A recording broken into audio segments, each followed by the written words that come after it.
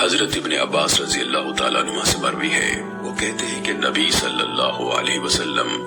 یہ دعا کیا کرتے تھے: رب اعنی ولا تعن علی، وانصرنی ولا تنصر علی،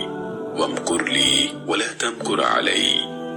واہدنی ویسر ہدای الی، وانصرنی علی من بغى علی، اللہم اجعلنی لک شاکرا لک ذاکرا لك راهبا لك مطواعا إليك مخبتا أو منيبا، رب تقبل توبتي واغسل حوبتي وأجب دعوتي وثبت حجتي واهدني قلبي واهد قلبي وسدد لساني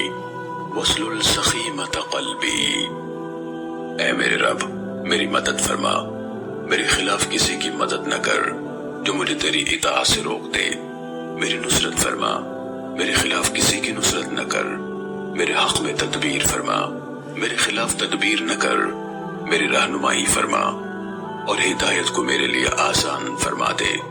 اور جو میرے خلاف بغاوت کرے اس کے مقابلے میں میری مدد فرما۔ یا اللہ، مجھے بنا دے اپنا شکر گزار، اپنا ذکر کرنے والا، تجھی سے ڈرنے والا، ازحد اطاعت گزار اور بہت ہی تواضع کرنے والا۔ اے میرے رب، میری توبہ قبول کر لے، میری خطائیں دھو ڈال، میری دعا قبول فرما، میری حجت قائم فرما دے، میرے دل کو ہدایت دے